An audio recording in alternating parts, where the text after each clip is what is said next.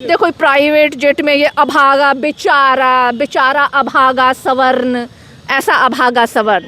और देखिएगा हम लोग का क्या होता है, देखो उधर कैमरा देखो दलित और पिछड़े कैसे सड़क के बगल में बैठ करके जूता ठीक करने का काम कर रहे हैं। देखो वहाँ पे कपड़ा आयरन करने का काम कर रहे हैं।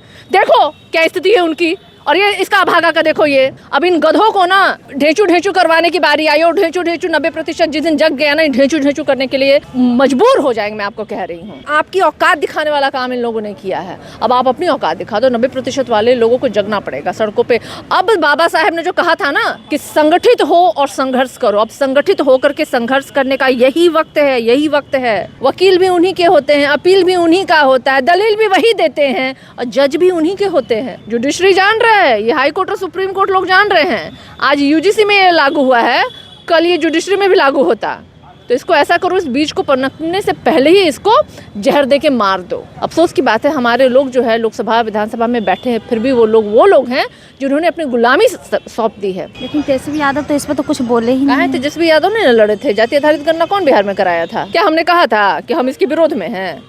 हम समर्थन करते हैं, बिल्कुल समर्थन करते हैं। हमारे नेता समर्थन करते हैं, हमारी पार्टी समर्थन। हम लोग समाजवादी विचारधारा के, हम लोग समानता की बात करते हैं। यूजीसी के नियम पे रोक लगा दिया गया है सुप्रीम कोर्ट के द्वारा। मेरे साथ बातचीत करने के लिए आरजेडी के प्रवक्ता सरिता पासवान जी, हम इनसे बात करेंगे क्योंकि लगातार यूजीसी को लेकर प्रदर्शन चल रही थी। रोड पर स्वर्ण समाज उतर गए थे, लेकिन अब सुप्रीम कोर्ट यूजीसी के पर रोक लगा दिया गया है। आप भी बहुजन बेटी हैं। सड़क पे उतरे नहीं थे वो लोग, सोशल मीडिया पे वो लोग प्रदर्शन कर रहे थे। सड़क पे तो उनको 1 तारीख को उतरना था। 10% वाला व्यक्ति सब ना गांधी मैदान को भरना था प्रदर्शन करके। वो जानता था 10% है, कितनों प्रतिशत उमड़ पड़ेंगे तो गांधी मैदान तो भरेगा नहीं। तो जो सुप्रीम कोर्ट में जो बिल पे रोक लगाया गया ना, वो इनकी इज्जत बचा लिया उस बिल ने। हम तो इंतजार कर रहे थे कि जरा देखे तो सही कितना इनमें दम है और कितने लोग जो है गांधी मैदान को भर सकते हैं, ये 10% वाले लोग। देखिए, ये बिल एक जुमला था। भारतीय जनता पार्टी इस बिल को लेकर ही आई थी दलित और पिछड़ों के वोट में सेंधमारी करने के लिए, या अगर मैं आपको स्पष्ट रूप से बताऊं तो बेवकूफ़ बनाने के लिए। बिल कुछ लाना वाना था नहीं, इनको कलेश करवाना था और कलेश इन्होंने करवा लिया। देख लिए, बैकफुट पर सरकार आ गई। कोर्ट में जा कर के इनकी तो आदत पड़ी है, कोई भी बिल आता है तो यही लोग होते हैं जो पीछे से जा कर के फाइल भी करते हैं, स्टे भी लगवाते हैं। और उसका बहुत ताज़ा तरीन उदाहरण है यूजीसी का जो अभी बिल है, वो जो सुप्रीम कोर्ट के द्वारा उस पर रोक लगाई गई। तो सुप्रीम कोर्ट में बहन बैठे कौन लोग हैं, पहले ये बता दो। कौन बैठे हैं? कौन पासवान बैठा है, कौन रविदास बैठे हैं, कौन रजक बैठे हैं, कौन यादव बैठे हैं? कौन है वो सुप्रीम कोर्ट में जो बैठे हैं? किनकी हुकूमत वहाँ चलती है?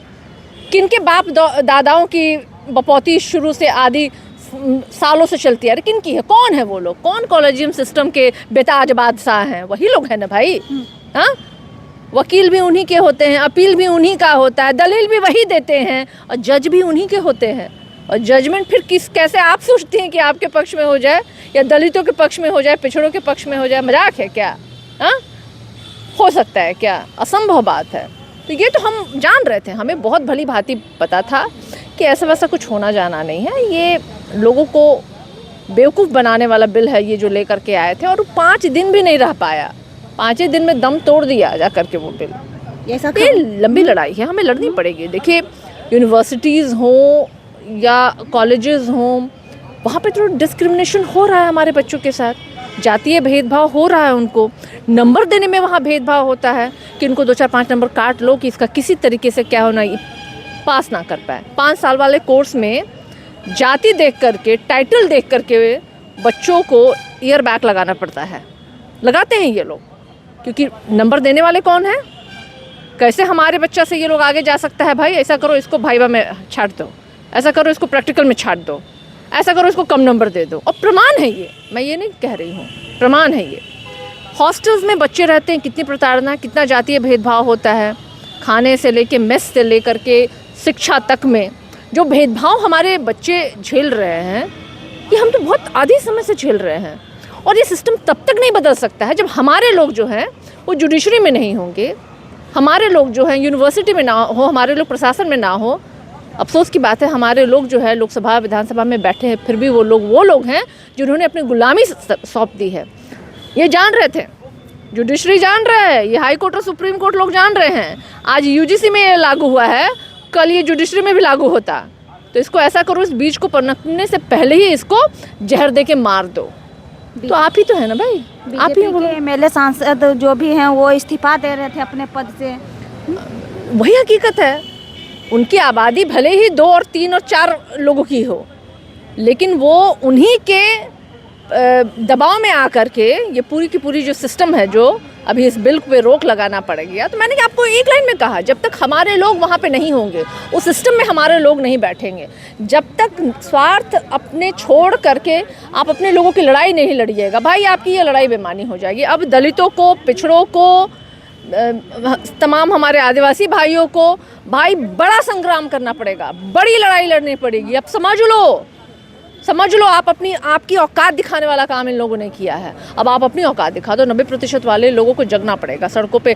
अब बाबा साहेब ने जो कहा था ना कि संगठित हो और संघर्ष करो, अब संगठित होकर के संघर्ष करने का यही वक्त है, वरना जवाब नहीं दे पाओगे अपने बच्चों को। तो ओबीसी जातिवाद नहीं करते हैं, भेदभाव नहीं करते हैं।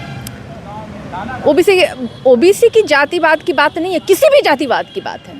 किसी भी जात पे अगर किसी को किसी के जात के होने की वजह से अगर प्रताड़ित किया जा रहा है तो वो जातिवाद है, चाहे कोई हो। मैं इसके खिलाफ हूँ। मैं शिक्षित हूँ, मैं सभ्य समाज से आती हूँ, मैं अपने अधिकारों को जानती हूँ, और मुझे लगता है एक मौलिक जिम्मेदारी हर एक व्यक्ति की है कि हर एक दूसरे व्यक्ति के लिए वो माहौल, वो भाव रखे अपने मन में कि द्वेष या नफरत ना हो एक दूसरे के बीच में। लेकिन है ना, आज आज़ादी के इतने वर्षों के बाद भी क्या जातीय भेदभाव नहीं है? क्या धर्म के लिए लोग एक दूसरे को नहीं खा रहे हैं? है ना, ये व्याप्त है, इसी समाज में है। क्या नहीं हो रहा है? डिस्क्रिमिनेशन नहीं हो रहा है? कौन लोग हैं? लेकिन तेजस्वी यादव तो इस पर तो कुछ बोले ही नहीं। तेजस्वी यादव ने लड़े थे। जाति आधारित गणना कौन बिहार में कराया था? किसने आरक्षण के दायरे को बढ़ाने की बात कही? किसने उसे 9 शेड्यूल में डालने की बात की? ये तो बड़ा ही बेमाना सा सवाल है। हाँ, बड़ा बेमाना सा सवाल है जब ये कहता है अरे तेजस्वी यादव जी तो हमेशा से ही मैदान में उतरे हैं। दलितों की लड़ाई, पिछड़ों की लड़ाई, महिलाओं की लड़ाई, किसानों की लड़ाई, युवाओं की लड़ाई, किसकी लड़ाई है जो तेजस्वी यादव जी नहीं लड़ रहे? ये भूलिए मत कि बिहार में अगर जाति आधारित गणना हुआ है तो वो तेजस्वी यादव जी की वजह से हुआ है।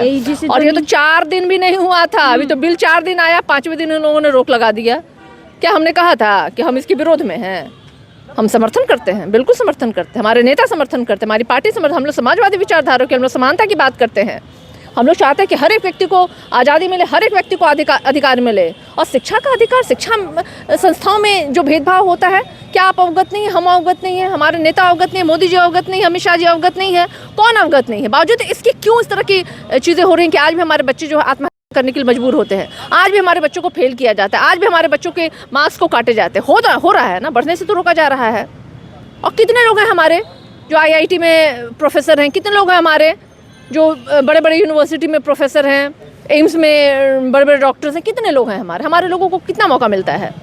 नहीं मिलेगा मौका। आपके लोग काबिल ही नहीं उस लायक। तो मतलब सबसे ज़्यादा काबिल यही लोग हैं, सारी शिक्षा, दीक्षा, ज्ञान, ये लोग अपनी छुट्टियाँ में लेके पैदा हो रहे हैं। हाँ, हम दलित पिछड़े जो हैं, मतलब ऐसे ही हम लोग बोआ जा रहे हैं। हाँ, क्या कहना चाहती हैं आप कि सारा ज्ञान सारा इनकी छुट्टियों में बंधा हुआ है? हाँ, गधे ये भेदभाव की, नफरत की बात जब तक ये करना बंद नहीं करेंगे, देश का विकास, राज्य का विकास संभव नहीं है, याद रखिएगा। और मैं तो सिर्फ यही एक बात कहना चाहूँगी कि बहुजनों जागो। बार बार मैं आह्वान करती हूँ, बहुजनों जागो। और वो लोग जो आरक्षण लेकर के जाके बैठते हैं ना सदन में, उनको भी अब समझने जाना चाहिए। हो गया ना, माल चाप लिए ना, कमा लिए ना जितना कमाना था, वेतन ले लिए ना, अब तो यार हक अदा कर दो उसका, अब हक अदा कर दो, वरना यार स्वर्ण है। अब इतना कुछ मिलने के बाद भी अभागा स्वर्ण, यही अभागा स्वर्ण के तो गले में मटका बांध दिया जाता था ना, इसी अभागा लोगों के गले पिछवाड़े में झाड़ू बांध दिया जाता था। यही अभागा लोग बड़ा बड़ा फ्लाइट में घूमते, बाप रे, जेट विमान में 75 तरह का मेवा, पकवान, मिठाई खा रहे हैं। यही अभागा लोग के बड़े बड़े रिजॉर्ट हैं, बड़े बड़े इनके बच्चे जो हैं ऑक्सफोर्ड में पढ़ते हैं, हाँ, विदेश में पढ़ते हैं। लीजिए ये अभागा, ये जिस अभागा का बात करें, देखो प्राइवेट जेट में ये अभागा, बेचारा अभागा सवर्ण, ऐसा अभागा सवर्ण। और देखिएगा हम लोग का क्या होता है। देखो उधर कैमरा देखो, देखो दलितों पिछड़े कैसे सड़क के बगल में बैठ करके जूता ठीक करने का काम कर रहे हैं। देखो वहाँ पे कपड़ा आयरन करने का काम कर रहे हैं। देखो क्या स्थिति है उनकी। और ये इसका अभागा का देखो ये। हाँ, अरे भगवान तुम्हें ऐसा कर दे ईश्वर कि तुम सड़क के किनारे बैठ करके जूते सी लो, और हमारे जैसे अभागे जो लोग हैं ना जाकर के इस जेट में बैठे यही पकवान खाए हम लोग। ये बिल लाया जा रहा है गधे को घोड़ा बनाने के लिए। तो सारे गधे घोड़े ही बने हुए हैं। ये गधे जो है ना सारे घोड़े बने हुए हैं, जो ये विमान में बैठे हुए हैं सब गधे ही हैं। ये गधे ही हैं जो घोड़े बने हुए हैं। अब इन गधों को ना ढेंचू करवाने की बारी आई, और ढेंचू 90% जिस दिन जग गया ना ढेंचू करने के लिए मजबूर हो जाएंगे, मैं आपको कह रही हूँ। और ये वही अभागे लोग हैं, मैं आपको पूरी बात पहले मुझे बात कर लेने दीजिए। ये वही अभागे लोग हैं जिसके गर्दन में मटका बंधा होता था, पिछवाड़े में झाड़ू, इनकी माताओं और बहनों को ना स्तन का टैक्स देना पड़ता था। ये वही अभागे हैं बेचारे जिनकी बहन और बेटियों की प्रतिदिन बिहार में मार हो रही है। ये वही अभागे हैं जो 14% का आरक्षण लिए हुए हैं। हम तो बाप रे मलाई खा रहे हैं आरक्षण का ना इनके मुताबिक।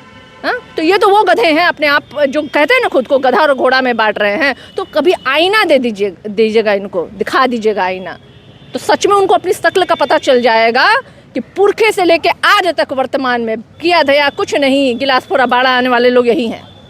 कुछ नहीं है, कुछ नहीं भाई, क्या ही है, बोल तो दिया मैंने। और क्या बुलवाना चाहती हैं आप? बताया जाए ये बिल लाने के पीछे नीतीश कुमार का हाथ है। अब किसका हाथ है? आपकी सर्वे टीम जाने भाई, हम तो यही जानते हैं। ये बिल लाने के पीछे एक ही मकसद था कि लोगों को बोका बना दो। ये दलित पिछड़ा जो है ना, आदिवासी जो है ना, वो समाज है, इनके बीच में फूट कर दो। इनको दिखा दो कि हम बड़े तुम्हारे हितैषी हैं। तो 4 दिन भी तो ये बिल ला करके स्टैंड नहीं कर पाए। मैं तो कह रही हूँ 1 तारीख का इनको गांधी मैदान में जमावड़ा मुझे देखना था। अभी भी मैं कहती हूँ चलो ऐसे ही सांकेतिक से जमा करके दिखा दो तुम्हारी औकात कितनी है, तुम्हारी भीड़ कितनी है, तुम्हारा वजूद क्या है। तुम्हारी औकात बिसात वजूद मैं मान जाऊंगी कि तुम्हारे में है औकात कि तुम लोग गांधी मैदान को भर सकते हो। चलिए बहुत बहुत धन्यवाद मेरे साथ बातचीत करने के लिए। सारिका पासवान जी थे। बाकी पूरी बातचीत पर आपकी क्या राय कमेंट बॉक्स में जरूर बताइएगा। धन्यवाद।